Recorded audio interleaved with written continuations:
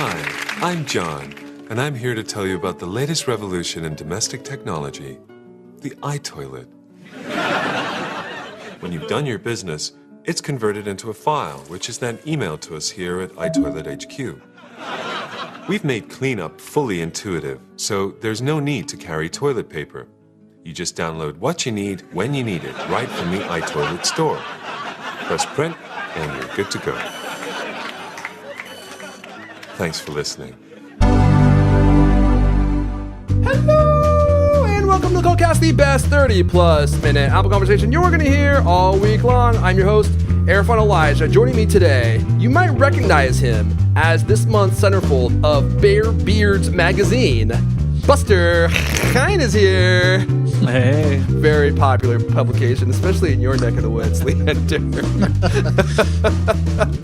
Also joining us, well, I just kind of gave it away, didn't I? Yeah. Speaking on behalf of all British people everywhere. He thinks the Apple Watch is just fine, but when is Apple going to give us what we really need? The eye monocle. Leander Caney is here. Hey, hey, Buster. That would actually be a pretty cool product, I think. It's like Google Glass. Right, but for one. Yeah, exactly. You just wear it over one eye, and it comes with a complimentary top hat and long coat. Didn't the monocle, weren't hipsters in Brooklyn wearing the monocles, fake monocles? Oh, probably. Like last year? Totally. I'm sure that's going to be a popular thing. It was Brooklyn. a thing for a while. Yeah, I apologize to everyone who lives in Brooklyn and has to look at guys wearing monocles. Guys that come into your coffee shop and they're like peering at your coffee menu through their monocle. You know, they have like those long waxed mustaches, which are arguably pretty cool. We have a big Apple Watch episode planned for you guys. We've all had our Apple Watches now for at least 2 days, which is how long I've had mine. But Buster and Leander, you guys got yours. When did Friday. you get yours? So you've had it for almost a week now. Yep. And I'm honestly curious to hear what you guys think about this device. I've been using it for 2 days, and it's unlike any Apple device I have ever used. And I'd like to hear what you guys like about it, what you don't like about it. But before we hop into the show, I want to give a thanks to cultcloth.co for supporting this episode. You guys know that I love wiping things down with Cold Cloth. Buster? Yeah, I know you do. Oh, my gosh. Disgusting. Does it gross you out because when I do it, I make little whispers and I'm just like, yeah, yeah. So Just grunting, making inappropriate noises. I can't help it. Oh, yeah. That's what Leander does. You just heard it. I can't help it because I like to get things clean. And so if you missed last episode, I've launched a line of cleaning cloths which are unmatched in their ability to wipe away the grime, the oils, the dirtiness from all the gadgets that you have in your life. And I wasn't even trying to launch a line of anything. I just was using various products in my own life to keep my gadgets clean, especially my photo lenses, like my DSLR lens, which cost over $2,000, my Apple Watch, my Mac, and I ended up ordering microfiber cloths from all over the world, like literally all over the world. And I tried probably 40 or 50 different varieties, looking for the best in my own life so I could clean my gadgets.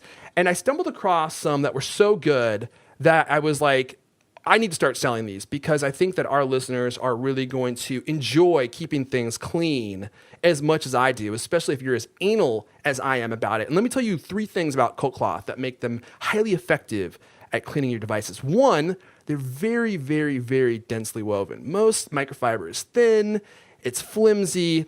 All the stuff you find on Amazon is generally like that. 2, the fibers, before they're woven into the cloth, are actually crushed first, which creates surface cracks in the fibers, which creates more surface area. And what I've learned about microfiber is everything that they do depends upon surface area. Like their ability to clean is entirely dependent about how much surface area is in the cloth and in the fibers themselves. So ours are crushed, so that makes them super, super effective at cleaning. But number 3, and Buster doesn't even actually know this, but when I was hanging out with him some time ago when he was sleeping, I took a little snippet of his beard hair.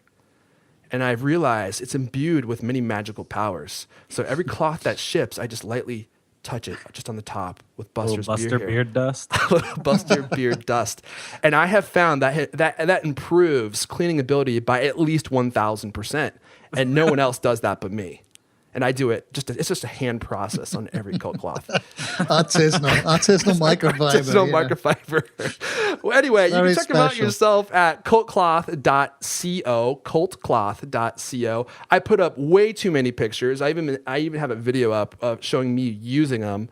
And please excuse my little whisperings as I am cleaning devices. I just can't help myself. I just get so turned on. And I'm just like, yeah.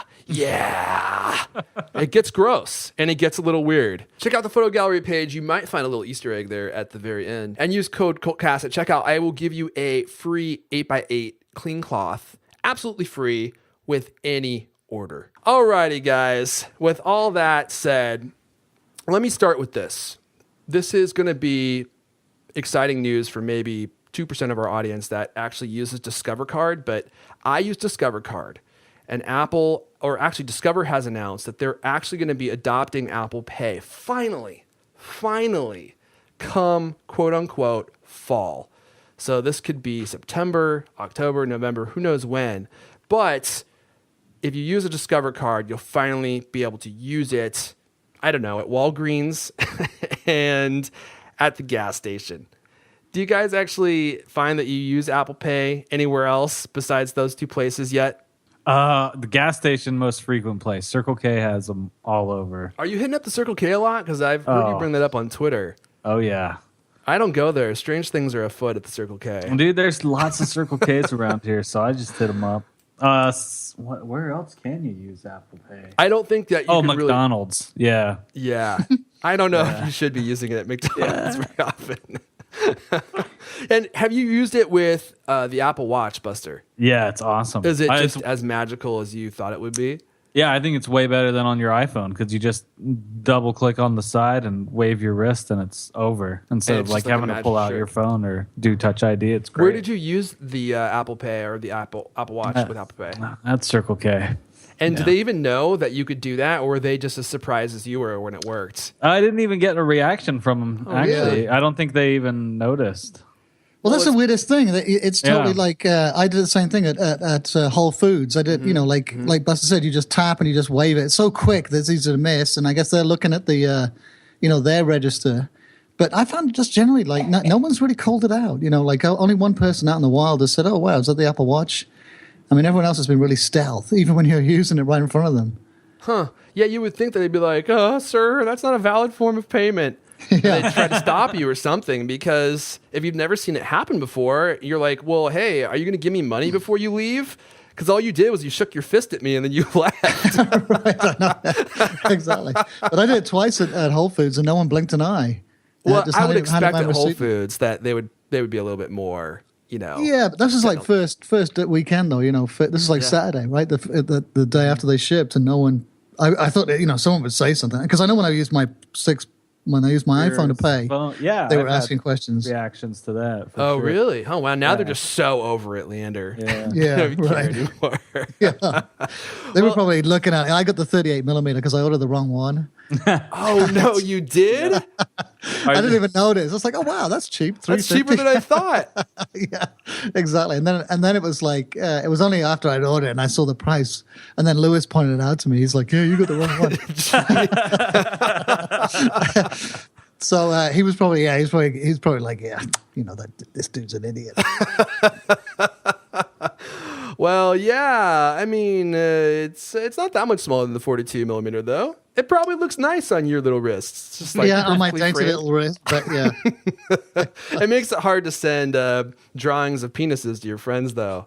That's the one thing I found. Like all the interface stuff is fine except for the drawing. I got because of my big meaty sausage fingers, like covering the entire screen. So I squiggle around and then I have to move and then only after I move my finger can I see what I've done. Yeah, it is hard to draw on the Apple Watch, isn't it? It's not easy. Plus, everything looks phallic too, right? All of my drawings. Apparently, all yours do. You didn't have that? No, I didn't actually have that problem at all. Yeah. But apparently you did. Well, before we talk more about Apple Watch, Leander, I know we had a big Apple financial call this week, and it was the biggest financial call, best financial call. Would you care to tell us about some of the key takeaways? I mean, none of the boring stuff. Yeah, right. None of the boring stuff. Well, again, it's another record for the March quarter, which is typically quiet. It's the quarter after the big Christmas blowout. Mm-hmm. And, it sold it set another record. What was it, Buster? 60 billion in revenue? Yeah. Wow. Crazy. 58 billion in revenue and then 12 in profit, I think. 13.6. Yeah, ridiculous. Profits. Yeah, crazy sums of money. And of course, like everything's up too, right? Record numbers of iPhones, record numbers of Macs, except for the iPad. The iPad's the only thing that's down. And in fact, they sold more Macs. The Mac made more money than the iPad did this. That's very surprising. Yeah, well, not really. It's been a trend. I think it's like, actually, I looked it up, and it's like that's been true for like 5 or 6 quarters now. Has it that they've made more money with the Mac? Yeah. Oh, okay. And I think that was true. I think that was the case. But of course, like the Mac revenue, right? I mean, they're a lot more expensive. You can easily drop $3,500 on an iMac. So they're bigger ticket items. They're not selling nearly as many. But I think like clearly like it's just sort of settling down, right? And the iPad's mature. It hasn't changed significantly in terms of features for several generations, and people aren't replacing them. I mean, a lot of people are still using their second, even their first generation iPads, and they still work perfectly fine. So there's no, they don't see a reason to upgrade them. For whatever reason, I've never had a problem with an iPad, but my mom keeps having problems with hers. She's had several start getting these weird graphical problems where they just start flashing lines all over the screen, and then she's had to return them. So besides her, the rest of my other family members haven't had any issues either. But when they break, it sucks because when you take it into Apple, they will replace it. But as soon as you're out of warranty, you're just kind of like SOL, and you end up having to buy a new iPad, which doesn't give you the warm and fuzzies when you have to go in there and it's like, oh yeah, sorry, it's broken, dude. What do you mean? What do you mean? You can't go get it fixed or something? Yeah, exactly. There's no way to fix it. I mean, it's you hear all those like iFixit, articles where they're like, this has a repairability score of -1, and then you're like, I don't care about that at all until you go to try to get it fixed, and the guy is like, this is all glued together, sir, and he throws it in the garbage. Well, they do it down the mall. We took we took Lyle's iPhone, his cracked iPhone, down to this place at the mall that replaced the screen for like $90. Mm-hmm. And they do iPads, pretty sure. They had a bunch of broken iPad screens there. Oh, well, hers wasn't, the screen wasn't broken. It was a graphics issue. Like the hardware there's something wrong with the hardware. Yeah, so they don't want to replace the logic board. Yeah, I didn't even know how you would take that thing out of there. You would probably actually destroy it just getting it apart. Any other interesting tidbits from the financial call? China, right? China, right, exactly. Yeah, that's where their growth's coming from. Well, China's huge now. I mean, it's like the first time they made more money. They sold more iPhones in China than they did in the US. Though they didn't break out the number. They didn't exactly say how many it was. But, and it's now the second biggest, revenue source or something. Yeah, it's more important than Europe now.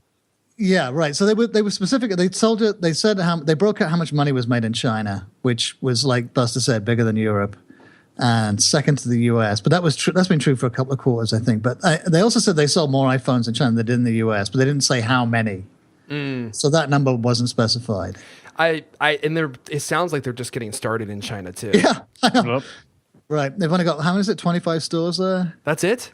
I think so, and they said they're going to bump it to 40 this year, I think. Yeah, but they're only just getting started. It's crazy. Yeah, this is where I think all of Apple's future revenue is going to come from, at least for existing products, right? Because obviously I can't imagine that iPhone sales are increasing in the U.S. still, unless they release a new product. Well, they do. Look at the 6. In fact, Samsung's results today, they took a huge hit in profits when the iPhone 6 came out, and it's gobbling up all kinds of switches. The 6, I think, was a massive hit for them. And, I think, the iPhone, the phone upgrade cycle is still kind of weird, right? Because people are locked into contracts and, you sort of see it trickle out over. It doesn't happen all at once. It's not like every Android user that wants to get an iPhone goes out and buys it straight away. They have to wait till the current contract, ends. So, I think we're going to see that, it's going to really put the hurt on the other handset makers, for maybe several years, when the S comes out this year, and then, who knows what the iPhone 7 is going to look like, but it's definitely going to be another large screen phone. I think they're going to see a lot more growth. I don't see any slowing down. Yeah, especially because the iPhone has a large screen now, which arguably was the one feature that everyone wanted. Even you and I wanted it, Leander. We're like seeing people with Samsungs on the street, and we were like envying that device because it was so large. Well, I don't even think it doesn't even seem that large now. It actually seems kind of small. I'm kind of hoping they'll do an even bigger one. Yeah, me too. I mean, honestly, all they need to do is just put a cell radio standard in the iPad, and I'll just use that from now on. The Mini? No, the Mini, that's way too Yeah. small for my taste. Yeah, I just mean the regular iPad. We'll be good to go. Isn't it funny, though, is the devices keep getting bigger, and they have to come out with new mini devices that you can use to access the big devices because they're too big and unruly to use when they're in your pocket or in your backpack. So now you have the Apple Watch, right? And you don't need to get your iPhone out. Like it's so massive. Why would you want to use your iPhone? Just use your Apple Watch to send a text message. It's right there on your wrist. It's only 1 inch. Well, you know what the next thing is? It's going to be like an iPad, a pinky ring, right? So you control your Now, there's watch. a device I would absolutely buy in a heartbeat. The iPinky ring. It's fashionable. Makes and you a look nipple cool. one too, right? The Apple nipple ring. Yeah, well, that's closer for your heartbeat, right? Even better for It's great for no tattoos. It's great for activity tracking. I think Tim Cook, in a recent interview I saw with him, I saw some things under his shirt and I was wondering what they were. They're obviously the eye nipple rings he's using to track his vitals. And I'm sure it'll only be a matter of time before Bob Mansfield has those installed as well, and he's going to be very fashionable in his eye nipple rings. Okay, well, let's talk some more about the Apple Watch. So you guys have had yours for a week now. I just am curious, overall impressions before we talk about what's working for you, what's not working for you. Leander, what do you think? Well, I'm really into it. I'm really digging it. I love it. I really I was really delighted. I was super excited by the stupid unboxing. Mm-hmm. When it came in the box, and I really enjoyed that whole experience. I haven't really enjoyed that for a long time. I mean, I like it. I always think Apple does a great job with the packaging, but this one was, I thought, really. I think this is the best they've ever done. Yeah, for sure. Really? They create such a wonderful experience unboxing the Apple Watch. You don't think so, Buster?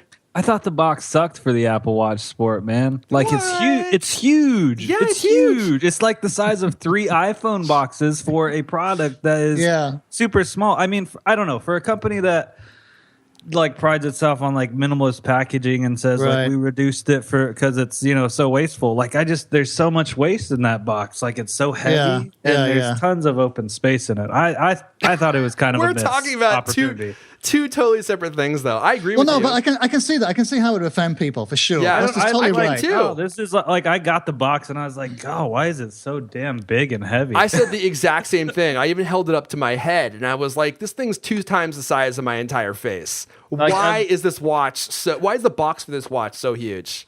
Well, it's because it's to make it impactful, isn't it? Exactly. I mean, they don't want, and so I had those thoughts too, but I pushed them down. I repressed it. And I pushed them into my unconscious. I'm like, I'm not going to think about this. I'm just going to enjoy it for what it is. And so I thought, it was really beautifully designed, the whole thing, to introduce it to all the different elements. And I got a super kick out of like putting, because it came with a smaller band and it had a spare larger band. And even though this is the fluoroelastomer one, I thought, my God, this is really substantial. It really feels quality, luxe. The band, you mean? The band itself. Couldn't agree more. Yes. And then when you tuck it into the loop at the back, that's super clever. Like it's such a beautiful solution. Like every watch you ever had a nasty little loop on it, like a belt loop, and it always comes loose. And you go, and you go, how long have we had wristwatches? Since at least maybe 100 years, right? I would guess longer than that. And this is the first time anyone's done this kind of loop that you tuck it underneath, and it works so well. It works very well. Yeah. It was, I was so impressed. And then the whole, like I said, I saw your tweet on Twitter about the pairing experience. My God. The pairing experience. It was a magic really trick. joyful and magical. Yes. Yeah. It absolutely was. I was going through the packaging too, and once I got over the fact that there was probably like 6 pounds of box that I was going to end up, not needing. it is an experience, though, Buster. You got to admit, right? I mean, did you not enjoy opening up piece by piece and pulling on the tabs and lifting the watch out of the box? And then you open up the case, and it's kind of like jewelry, and the watch is laid flatly there, and it's like beckoning you to come touch it and pick it up and wrap it around your wrist, and it's whispering things to you that no one should say out loud because they're just far too sensual. None of that happened to you? No, you guys are nerds. No, I mean, no, not really. I just kept thinking, God, this box is so big. This box is so big. I didn't think like the pairing Becky, process look and all at this that's box. Cool. What? Well, the pairing process was cool, but other than that, I'm still debating where I'm going to throw the box away. Probably. Oh, you should sell it on eBay. It's probably going for like $50. $40. Yeah. I saw a guy selling a box. I kid you not. He was selling a box for a Red camera, which are very, very expensive 4K plus cameras.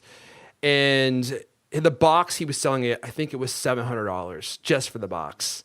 I don't know if anyone bought it. Hopefully not. But it's crazy how much someone will pay for a box. If you don't want your Apple box, you should probably sell it on eBay. Buster, overall impressions of the watch. What do you think? I don't know. I still kind of feel a little bit on the fence about it. Like, it's really cool. It's awesome. Well, I mean, it's really neat and in many ways useful. I just don't know if it's going to be like as near and dear to my heart as an iPhone is. Mm-hmm. I don't think it's not like a must-have. I don't think it's definitely not a. Can we all agree it's not a must-have gadget? Disagree. You disagree? Please. It's only a must-have. It's a must-have for you. What about everyone else? Must-have. Yeah, everybody. Everyone should get one. I totally. Why, Leander? Why is it a must-have? Maybe, like, for me right now, it's definitely a must-have. Like, I'm not taking. You're only going to get this off me when you prize off my gold dead fat wrist. Really? Yeah, definitely, for sure. More so than your iPhone, though. Well, it's an accessory to the iPhone. I think it's become, like I put a case on the iPhone. I wouldn't dream of going, not putting a case on my iPhone. Mm-hmm. So I think it's like that. It's like I got to have it now to use the iPhone. I got to have the Apple Watch. Okay, but Leander, let me pose this: if you had to choose between the watch and the phone, which would you choose? Well, that's can't. Not yeah, that's not really fair. Like I was thinking, because it's a at the moment it's tied to the iPhone. You can't use it. It's crippled, right? Yeah. So you can't. It doesn't really sort of stand alone. Mm-hmm. But I think already it's a great what it does and it enhances your iPhone. It makes your iPhone so much more manageable and so much more useful. Or it opens up all these different services, right? All these different things you can do with your devices in a much more natural way. And I can see it morphing, like, becoming eventually a standalone device, and then maybe even, I hate the term, but your iPhone killer. It might be the device that actually takes over from the iPhone. It's the successor. This is the first shot at whatever the iPhone turns into. Possibly, maybe. The Apple Watch 6 Plus, ladies and gentlemen. You're going to have like a 6-inch screen on your wrist, strapped in. Yeah, right. It goes all the way up your arm. Because honestly, in order for it to take over the phone, you would need to have a much larger screen. Yeah. So for that reason, I don't think it's ever going to be more than, well, I was going to say more than a 6 Plus or an Apple or iPhone accessory, which I immediately take back. I think it will have its own things that it does, but you're still going to want to have a phone. Yeah, well, it's a little bit futuristic. I mean, like, I'm sort of thinking along the lines that if Siri ever becomes truly, like, completely and utterly reliable, then, what would you really need? What would you need? Why would you need that screen? I mean, you could do everything by voice and get voice, and it would just be like that movie I haven't seen. Her, yeah. Yeah. Oh, I haven't seen it either. But I've been using Siri a lot on this, and I found it, it's been sort of frustratingly 99%. Like it works almost all the time, and some things are really great, but a couple of times it hasn't worked, and it's like the same old Siri. But really? Yeah, like just like with your voice understanding you. Well, sometimes it doesn't. When you say "Hey Siri," that's not 100% reliable for a start. When you try and wake it up, and then there are some words that, like, I try to text my son Lyle, and it doesn't understand that. It's sort of calling somebody in China. That sounds about my experience every single time I try to use it. It hasn't been every single time. Like, I think it's definitely been much more reliable than it is on the phone for some weird reason. I don't know why that would be. But wow, the exact opposite of my experience. Really? Yeah. Yes. I have not found it to be reliable at all. And oftentimes it can't connect to my phone. I feel like it's been dead on for me. Man, I always have problems with Siri. Yeah, as do I. So I was hoping that this would work better, but yeah, so far it hasn't really been able to understand. I've been using Siri for a long time for a lot of regular things like setting timers, calendar events, reminders, texting, calling people. Mm-hmm. So, and of course, the more you use it, the more you train it, right, to your voice. Yeah, right. So maybe that's why. So maybe because I've been using it for so long, it's actually got some training in for me. And if you don't use it, then it's not so reliable. Maybe. I don't know. Yeah, that could be it, because I don't use it that often. And whenever I try, I just end up getting so angry. I just stop. And then I don't try it for 3 months. And then I try again. I'm like, oh, maybe it's better. And then it never is. I get angry and I don't try it for 3 months. Right. There you go. See? But I can see. Go ahead. But I think Siri is the main interface for this thing. Yeah, it is. I think it's more important than the digital crown. Right. Oh, I agree. Yeah. The crown's kind of weird. I can't really get into it at all. Yeah, I never even use it, to be honest. I scroll with my finger. Right. Yeah, me too. I also use a lot of nose tapping. I don't know if you guys do, but anytime both of my fingers are full, I just raise it up to my nose. Do you? Well, let me tell you, Buster, you're going to need a Cult cloth, my friend, so you can wipe down that nose grease off your iPhone. And I know just the guy to get you one. Well, before we continue, because I do want to hear what you guys like about the Apple Watch so far and the things that you don't like. I have certainly been having issues. I'm assuming you guys have been having issues as well, yes? What kind of issues? We'll be talking about those. I also want to hear about what features, if you could add a feature to the Apple Watch, which one would it be? And I have one that I absolutely think that they need to add. Hopefully to this generation, but it will probably be to a future generation of Apple Watch. Before we continue, though, I want to take a quick break to say thank you to Automatic for supporting this episode. You might be thinking to yourself, what is Automatic? I've heard you talk about it on the show before. Automatic is a small connected car adapter, and it plugs into your car's diagnostic port. And every car after 1996 has one of these ports. And then it pairs with your phone and lets you connect your car to the internet. So I have one of these in my car. Every time I turn on my car, the Automatic chirps at me. It's plugged in right under my left leg. And that means that it's connected through my phone. And it lets you do a bunch of really cool things. I mean, it kind of makes your car interactive in ways that you absolutely could not have it be without the Automatic. So for instance, my trips are all automatically logged. So I know via the Automatic app, which is free, it's an iOS app, I can track exactly where I've gone. It shows me a map of where I've been, the route I took, the gas that I used, how much that gas cost me, because it bases your gas usage on real-time estimates of prices in your area. And I can see my MPGs. And the big reason you'd want to see all this is because it helps you adjust your driving habits.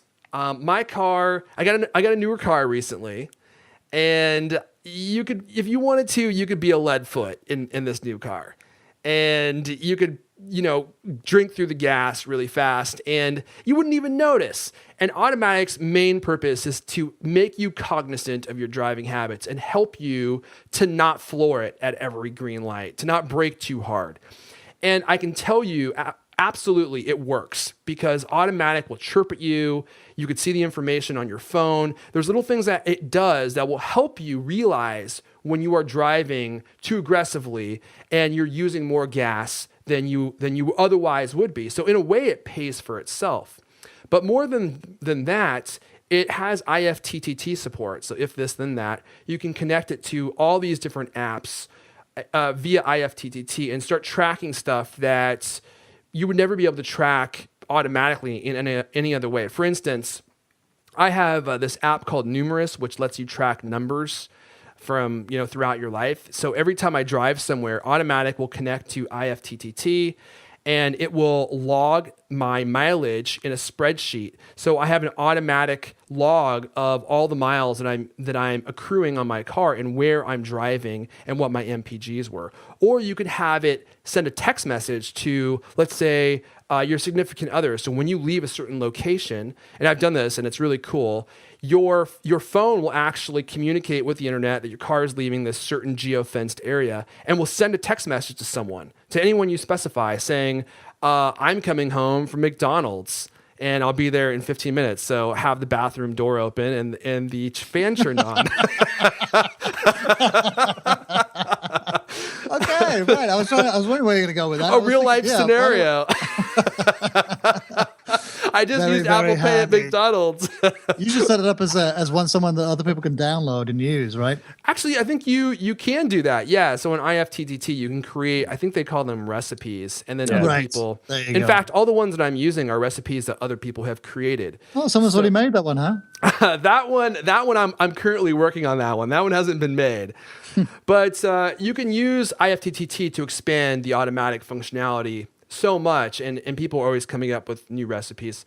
And then, of course, it helps you know where your car is parked. So every time you park your car, that location is logged in your automatic app, so you can always find your car, and you'll know exactly where it is or if someone stole it. So if you're interested in learning more, go check out automatic.com/cult.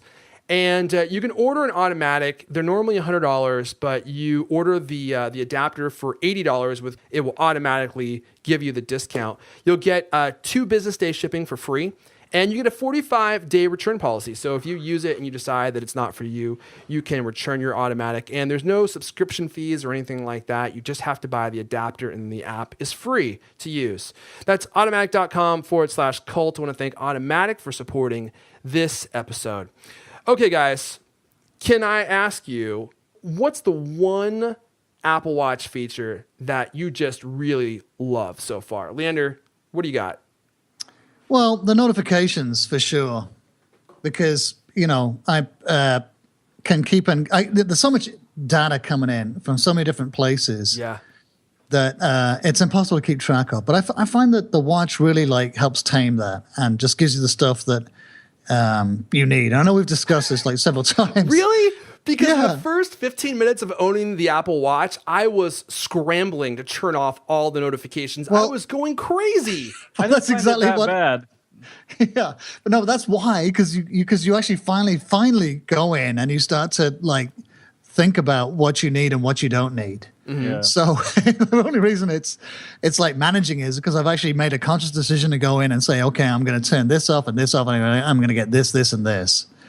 So we should explain, when you set up your Apple Watch, it mirrors the notifications you have on your phone. So every notification that you get on your phone will end up on your watch. Imagine that if you have Twitter notifications, Instagram notifications. So that's why I ended up with a lot of notifications. Sorry, Leander, continue. Well, me too, exactly. But then I went in and I tweaked them. So now that it's now it's finally the kind of stuff that I feel like I want to get. I'm pretty sure I can tweak it some more. And in fact, I'm going to turn some more stuff on. Yeah. Because but I like getting. I don't find it intrusive, and I know a lot of the early reviews, people said, oh my God, they were constantly checking their wrists, and they were interrupting conversations, and they'd be in a meeting, and they'd be looking at their wrists and stuff. And I find that quite easy. It gives you a little tap when there's something coming in, and the screen stays dark, which I think is genius. Really clever, and thoughtful. You can tell. I think I don't know what it's like on the Android Wear watches, but usually your phone lights up, right, and it demands your attention. This is much more. After you get used to it for a few days, the thing taps, and there's something there, and you can choose to look at it or not. And then when you lift it up, then the screen lights up. And you can get different taps for different kinds of notifications. So. Mm-hmm.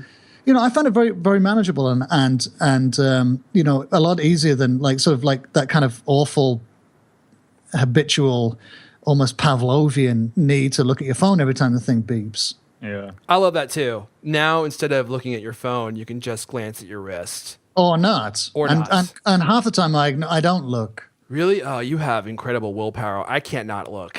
I can't not look. That tap to me is so...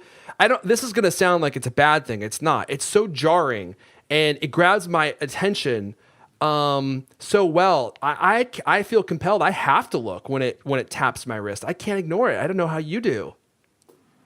Yeah, I don't know. I have more willpower. That's immense willpower and many years of tantric practice.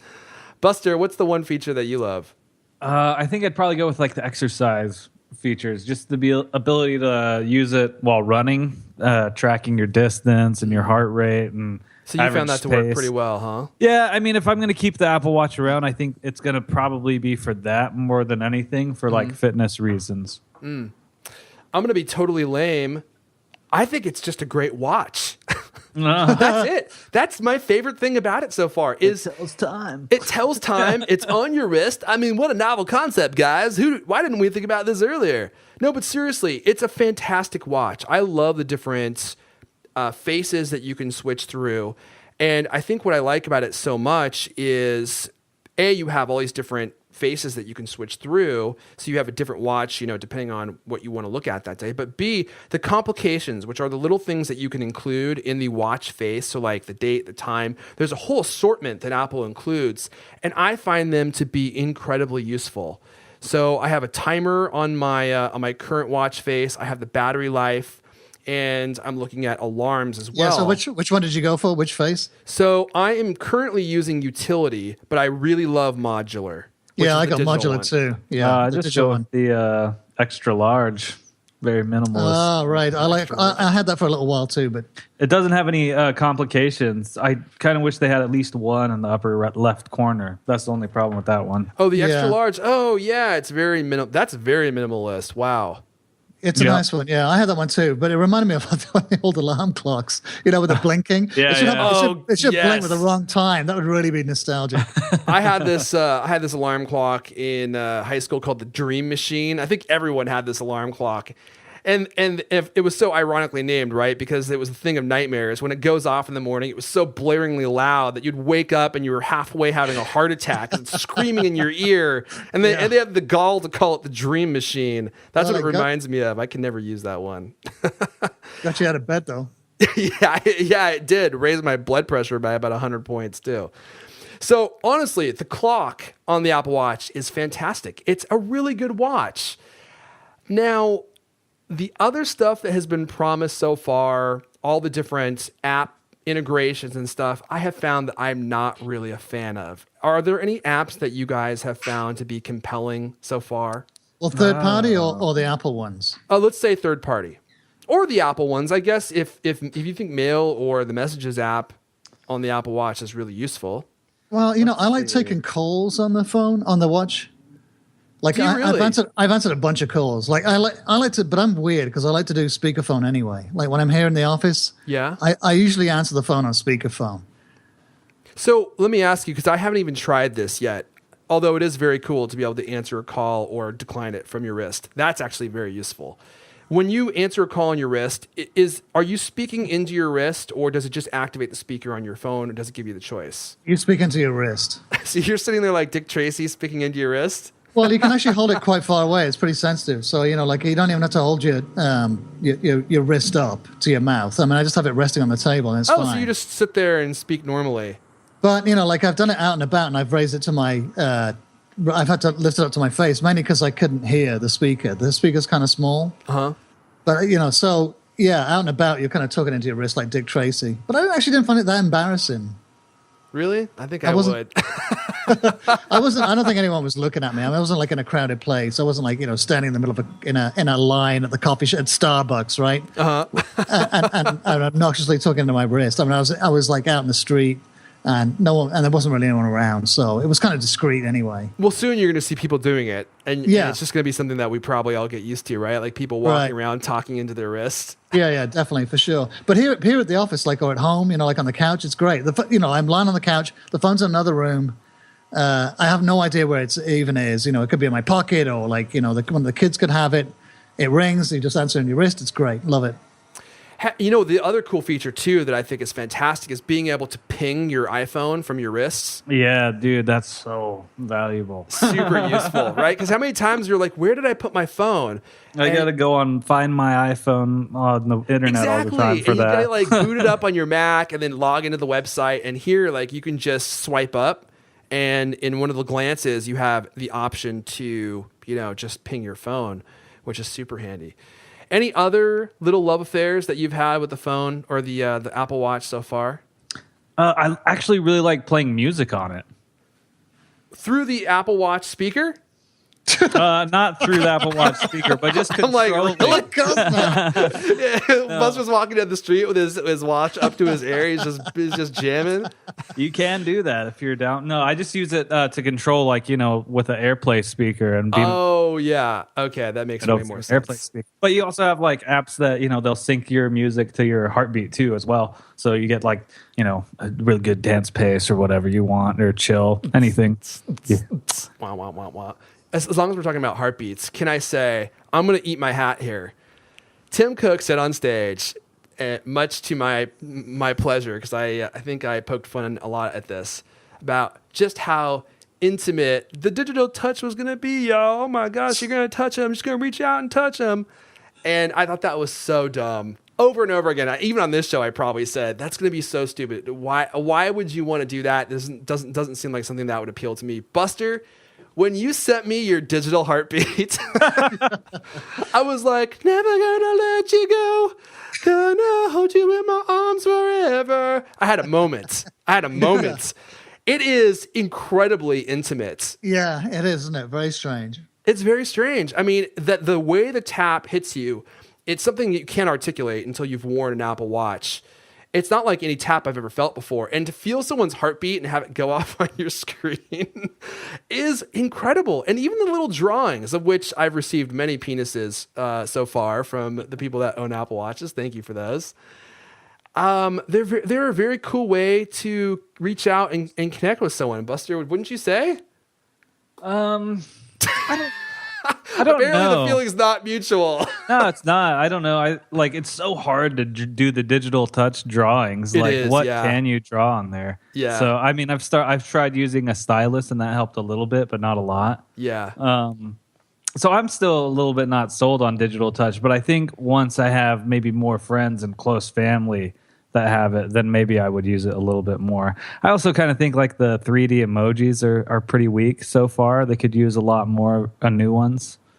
Yeah, they're really dumb, aren't they? Like the blue heart flying in the air with angel wings. That one is odd. Yeah. That's like what you'd see on the album cover of a hair metal band from the 90s. It looks so bad, I think. It really does. And I don't even know how you sent that to me, by the way. I was trying to figure it out. I have no idea.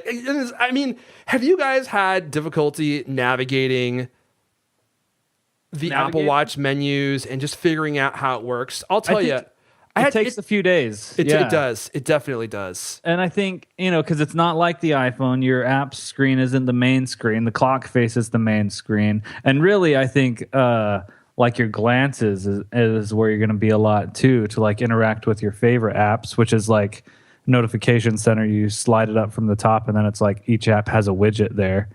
And then the notification page too. From the top.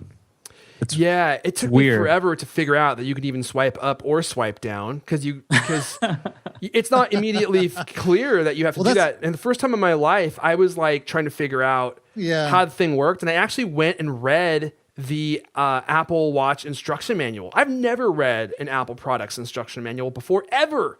Yeah. And Buster, when you sent me your heartbeat, I was like, how do I send Buster my heartbeat? Because you weren't showing up in my friends list on my Apple Watch.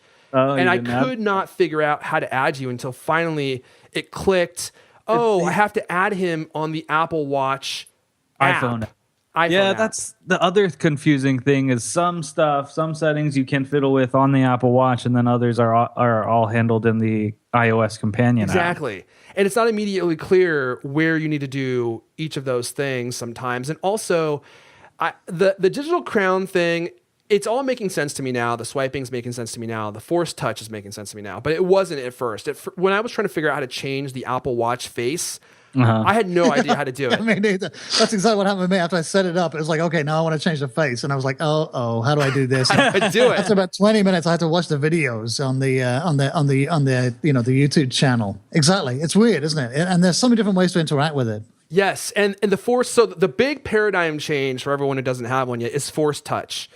there's a whole new paradigm in touching, and that's force touch, and you have to press and then press harder. And that's not something I've ever done before. And I was talking to Adam Christensen from the Maccast, and we were commiserating about this. And he was kind of wondering if it was this difficult when you first got your iPhone, if you maybe didn't understand how it worked, but you don't remember it because it's so good now. Because I don't remember having this many problems when I first got an iPhone. Because with the iPhone, it was very gentle. The first page was the app page. There wasn't a control center or notification center. That was the only screen, and then you press the home button to get back there. And sometimes, you press the digital crown and it takes you to the watch face or to the app page, depending on which one you're at. So that can be confusing too. So the way I think about it now is the digital crown is used for scrolling when there's an opportunity to scroll. You can use it for that. And there's a little a progress bar like you would see in Safari. Progress bar is not the way, like a scroll bar on the side. When you see that, you can scroll with the digital crown. Or if you tap the digital crown, it takes you either into the apps menu or back into the clock. That's kind of what it's used for. Is there something else that I'm missing? I guess double tapping it is the app switcher. Right, holding it down is Siri. It's kind of like the home button in that way. You can double tap to switch apps? Yeah. See? This is the stuff that you just have to tinker to figure out. And then the button on the actual watch, which is next to the crown, is used to take you into your friends menu so that you can tickle them with drawings of your wiener and I wonder if that's going to change, because that seems to be the total waste of a button, because except for instituting Apple Pay, which is totally useful, but the friends thing, I mean, it's kind of easy just to Siri, like call my wife, call my son. Yeah, maybe they will add some more functionality to it. I'm sorry I was silent there for a whole second. I just realized that double tapping the that button takes you to the cards menu, which I guess is Apple Pay. Your different cards you have available. Right, yeah. So, I have found this to be incredibly confusing. And I was almost embarrassed to start asking people how to do things on Twitter, because I'm like, everyone must get this but me. But the more I was talking to people about it, I guess a lot of people are having problems. It's just not intuitive. It's not as intuitive as you would expect. But neither is a computer. Back when they did the Mac, it had one button, right? Because you can't hit the wrong button if it has, if it's only got one. And they were very, very careful and I think all previous products, Apple's limited its functionality. Look at the iPod. The first iPod that came out just played music. All it did was scroll through a list, and you could choose it. You could choose what song you wanted to play, and all the complications were hidden in iTunes.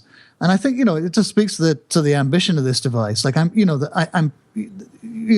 though I'm pretty sure they've limited the feature set, and also the sensors, and the different apps, but it's gonna, so you don't have 20 or 30 years of computing experience to bring to this. It's a completely new paradigm. Yeah, and it is going to take time just to get used to it. I think you're right. And maybe in a year or two, we're like, oh yeah, it just someone who doesn't know how to use it, we're gonna be like, what an idiot, rolling their eyes. Yeah, like I don't remember it being this difficult, but in my memory, I don't remember. I remember the iPhone doing a much better job walking me through and nudging me to do things that I didn't know how to do. Whereas with the Apple Watch, I don't feel any of those nudges. I'm like, here's the digital crown, here's the button. What do these things even do? I have no idea, and there's no way that the watch doesn't help me to figure it out. Yeah, true enough. Yeah, I know. In the iPhone, they clearly made it very, very simple, as simple as possible. Yeah, I feel like it was a little bit easier to use, at least when I got in, on Generation 3. Maybe they had. Well, I remember the day I got it, and the kids grabbed it off of me, and we were at a cafe, and they sat there, and they've had it figured out in 3 minutes. Oh, really? The Apple Watch? No, the iPhone. No. Yeah, well, if they're yelling in the car, Leander, and they won't shut up, all you have to do is put your Apple Watch back there, and it'll take them at least an hour to figure out how to use it. No arguments for an entire hour. Are there any other things that are bugging you guys a little bit? Yeah. I have some other stuff, too. Buster, what do you got? The auto on display. Yes. It never works if I'm sitting down or lying down and I get a notification and I raise my wrist 5 times when I'm damn it, and then I just eventually give up and tap it. Yes, but you don't want to tap it. No, you want the effect is cool when it works, but then sometimes it doesn't work. It's a very good mechanism. It's the raise to turn the screen on is so good that when I do it on my iPhone, I expect the iPhone to work the same way now. and I raise it to my face or I lift it up and it doesn't turn on and I get annoyed. But that's when you got to touch your nose to it. That's the key. To the button anyway. Yeah. And you got to press your nose firmly into the phone and just rub your nose around in order to get it to activate. I also get a little annoyed that when you raise it, even when it does activate, it sometimes takes, I feel like it's like a few thousandths of a second too long. Like it needs to be a little bit more immediate, you know? And when I'm looking at the watch, it's like it shouldn't take a split second. It should be immediate. I raise it, it's there waiting for me. And I feel like I have to wait. You guys haven't noticed that? Well, no. I mean, I see what you mean. There is a tiny little delay, but that hasn't bugged me. And I find it fairly reliable. Also, I just wouldn't want it to go on. I feel like if it was really quick, it would go on all the time then too. Yeah, it's probably a balancing act, right? They want to make sure it doesn't go on all the time and drain the battery and also, you know, show someone that you're getting a notification with a wiener drawn on it. Any other little nitpicks? Well, there's a million. It just crashed on me and rebooted. Did it? Really? For no reason. Yeah, a bunch of icons are missing, and I hit one, and then it froze, and then it rebooted. I mean, it's quirky, and there's quirky. Definitely like, you know, there's some glitches, and you know, sometimes it just, you know, it's actually frozen a couple of times. Yeah. But you know, I was surprised, you know, to actually completely switch the subject. You know, I was like really pleasantly surprised at the battery life. Yes, me too. That's better than I thought it was going to be. That's like a good day and a half for me now. And also the waterproof, you know, it's water resistance. Like I've taken showers with it. I haven't taken it off really all week. Mm-hmm. And, you know, I've taken showers with it every day, and that's been totally fine. So I was reading about this. It's IPX7 rated, which means it should be able to handle sprays and, you know, rain and like direct jets of water, which is how they test it, but also 30 minutes of full submersion under up to 3 feet of water, 1 meter for our European listeners. Mm-hmm. So yeah, it should have no problems taking it into the shower. Although that still makes me a little nervous, I'll be honest, because it's like an electronic device in the shower, really? I think it's great to have it in the shower because then you don't miss out on like any iPhone notifications or anything like that, anything important, you know? Actually, I've got a Bluetooth speaker in the shower. I'm going to connect it the next time. Nice. Because I can never be bothered to like, you know, queue it up on my phone. Have you that's a good idea. Added music to yours at all, Leander? Like directly onto it? Yeah, but I haven't tested it out yet. I did. I synced across a couple of playlists. In fact, a whole bunch. I put about 4 gigabytes worth of music across. It's really made me want to get wireless headphones actually for the first time, I think.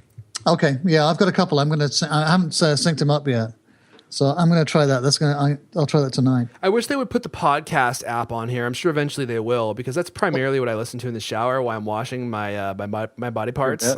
Well, they got the Overcast app works on the Apple Watch. I guess I could download that and start using Overcast. I just use the podcast app, you know, the Apple Podcast app. I know some people have a lot of problems with it, but that's the one I keep coming back to. I don't know why. That's the one that I find that works the best for me. So unfortunately, I don't think you can control that from the Apple Watch as of yet. Oh, now it's what you can do though is you can actually control whatever's playing on your iPhone through Apple Watch music controls. So like if you have RDO or Spotify, they don't have Apple Watch apps, but that's good to know.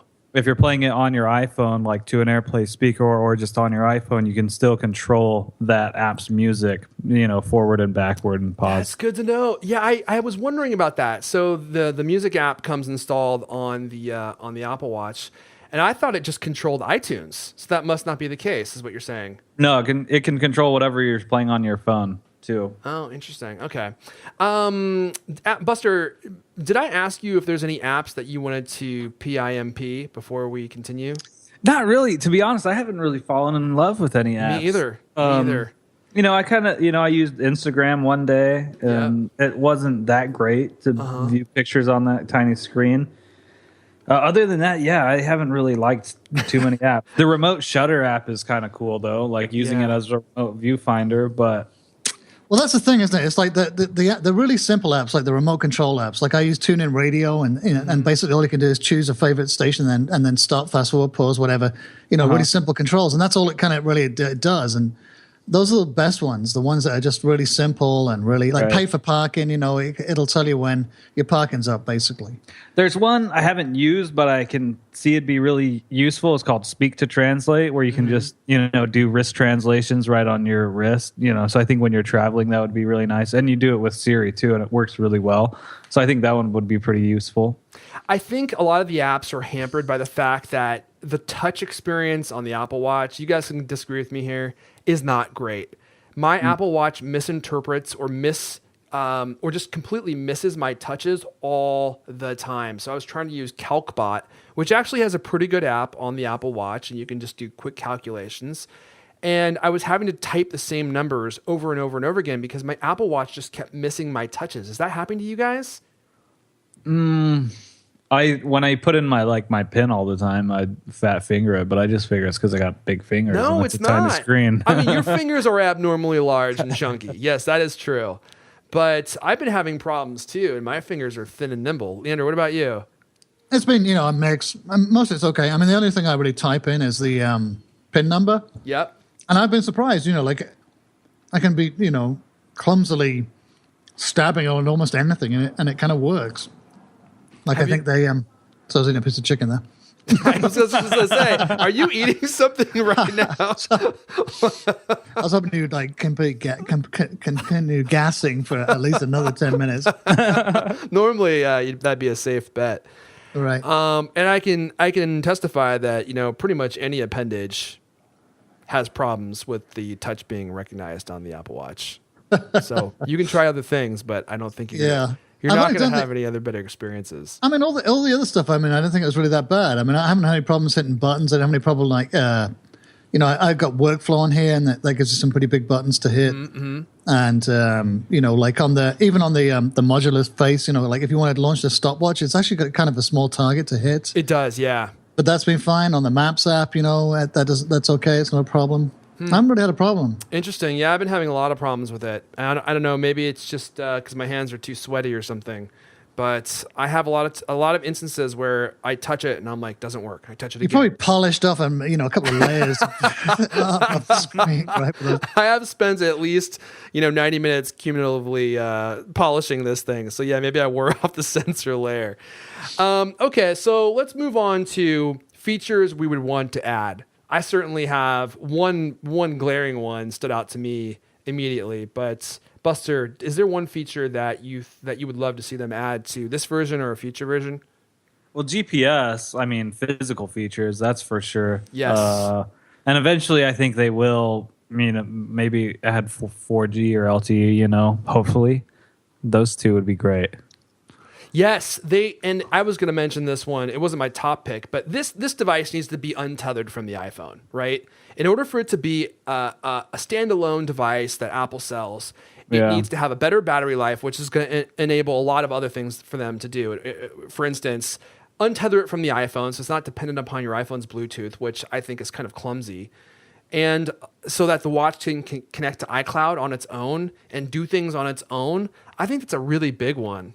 I think that's probably one of the most sorely missing features, actually. Yeah, but it's going to drain the battery like crazy when they add that. So I think it's quite a few years away until they will be able to. Until they get battery technology to a point where it would still be able to go, for all day. All day. Yeah. And honestly, what they're going to do is they're going to work on getting the battery life extended to like a week or something before they start adding in LTE radios. Leander, what do you think? I'd like to see more sensors, more of the body sensors. There was talk about there's an blood oxygen sensor that hasn't been turned on yet. That's actually in there. Oh, really? Yeah, I think so. I didn't actually write that story, and I just saw the headlines. So I didn't dig into the details, but yeah, I think they found a blood oxygen sensor. And there was talk about glucose sensors too, which would be really cool. Yeah, sensors. Yeah. Isn't that what diabetics test for, is glucose? Right. That would be huge if they had that in there, so a diabetic could constantly, keep track of their glucose levels. That would be huge, and not have to prick your finger all the time. Right. Yeah. Well, even for everybody, it'd be totally useful. Every time you stuff a donut in your face, then 10 minutes later, your blood sugar levels spike through the roof. Yes. And Siri gets on to you about it.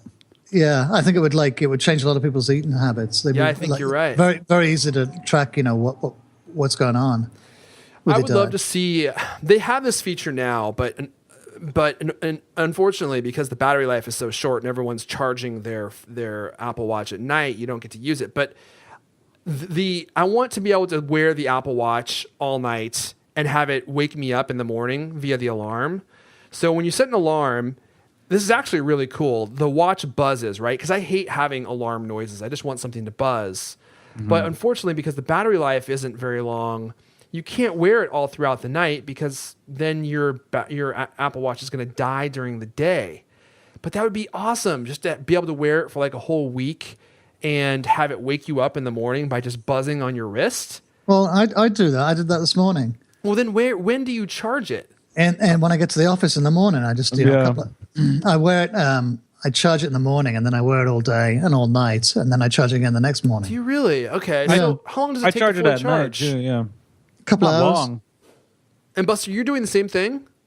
Yeah, I don't wear it like 24/7. Yeah, if I'm lounging around the house, there's no reason for me to be wearing it if I got, my iPhone. So, yeah, I'll just anytime like I'm just chilling watching TV at night or something like that, I'll charge it for, 30, 45 minutes or while I'm working.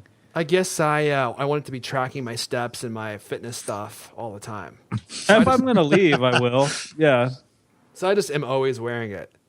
Because every time you get up off the couch, you do some press ups, and then you do some chin ups in the kitchen. I do jumping jacks.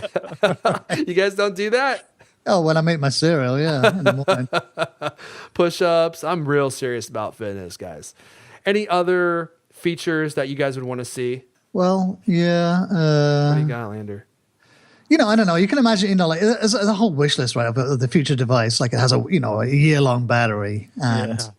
All kinds of connectivity and stuff. I don't know what's like kind of realistic in the short term. Yeah. Except those sensors. Mm-hmm. There was a lot of speculation about all these kind of crazy sensors, and I think that would open up like all sorts of mad applications for it. I mean, it looks like they were talking a lot in that conference call about health kit, and research kit and. I think there are already some health insurance companies are offering discounts to people who share their health data with the insurance company, which I think is probably possibly a double-edged sword. But yeah, right.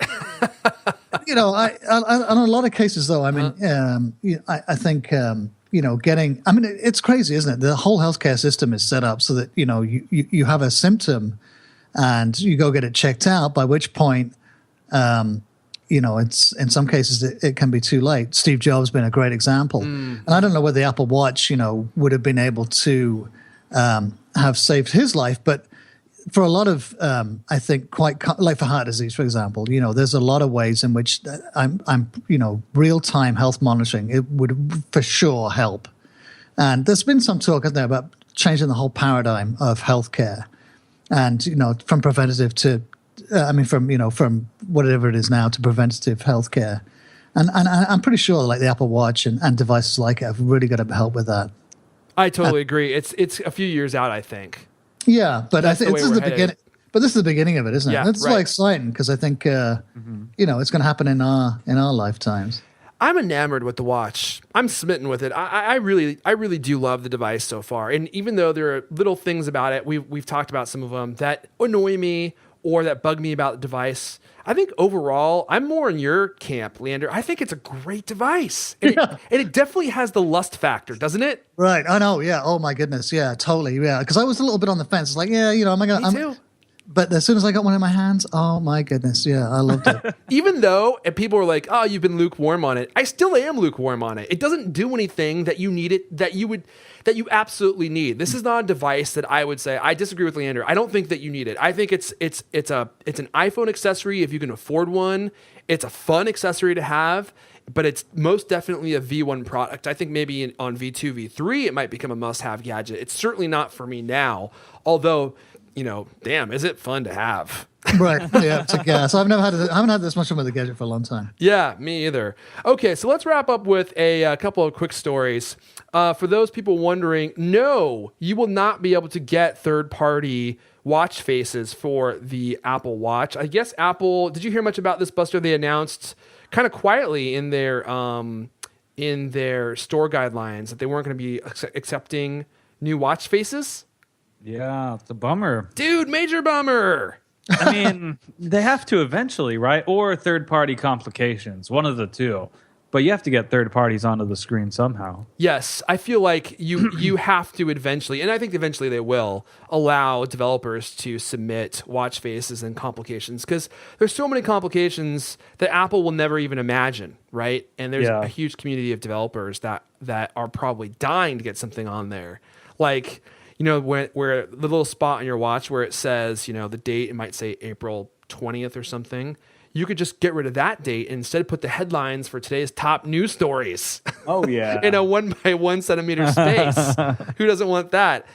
And then finally, we'll see if this turns into tattoo gate. There have been reports that because the Apple Watch takes measurements off your skin, that people with tattoos are actually having problems with the Apple Watch taking measurements off of their skin. So if you have big tatted sleeves like Leander does, you might have some issues. Yeah, right. With this thing. Have you guys heard anything about this? Yeah, I saw the Reddit post and then our post, of course. And then the other site did test with a couple other tattoos too as well and found that there's definitely a problem. It's if you have like dark ink, some inks, it's okay. But aren't all inks dark inks? Does anyone get like? Oh, silver I mean, inks? like I think black ink or like I think red or green might be okay. Okay, something like that. So if you have big tatted sleeves and a wax mustache and a monocle, you may want to go try this thing on at the Apple Store before you actually buy it, because it may not work very well on your particular wrist. And didn't this Reddit user say he switched wrists and immediately his Apple Watch started behaving normally? Well, that's how I figured it out. It was the tattoo and not the watch. Oh yeah, because he thought the defective sensor watch. was dodgy. Okay, yeah. And we had a reader send us in a test too. So Yep. there's on Cult of Mac, there's a video with someone testing it out, and they had glitches as well. Really? I wonder. Hopefully this is something they can fix with software. I mean, we're all beta testing this thing at this point. Do you think? It's like Apple's tried this thing out, and it's very polished for a V1 product, but now is really when they're starting to get feedback from people, and they have millions of people using it. One quick thing to mention before we wrap up here. I don't know the name of the article, Leander, maybe you do, but I think John Brownlee posted a diagram of all the different Apple Watch functions and which buttons you can press and what they do. Do you remember the name of the piece on Cult of Mac? Not ringing a bell. No, I haven't. No? Buster, do you? No. Okay, check the show notes. I will put it in the show notes. There is a fantastic diagram that's out there that someone, I think, on Reddit posted. And it is a diagram of what the different buttons do and how to navigate through the different UIs of the Apple Watch. This thing is a lifesaver. It's going to save you... I've probably spent 2 hours just trying to figure out how to work this damn thing. So it's going to save you that time, and you'll have a key. This is the key that Apple should have included in the box, but didn't, because they want people to believe that it's just going to be a totally intuitive experience, which unfortunately it's just not. So I'll link to that in the show notes so you guys can check out that.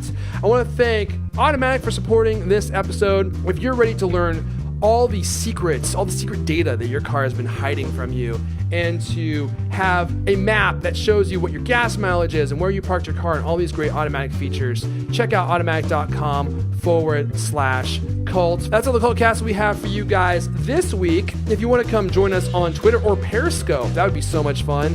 Buster's BST3R, I'm at Airfon, Leander's L King, and of course, for all the best news, reviews, and how-tos and love Apple, make sure you're following Cult of Mac. This has been the Cultcast, the best 30+ minute Apple conversation you're going to hear all week long. New episodes of the Cultcast come out every Thursday night. I want to thank everyone for listening, and we'll see you guys next time. Oh yeah. Oh, you ready to get cleaned? Oh, I know you are. Ooh, yeah. Oh, sorry. You guys still there? Hey, I can hear you get out of the way.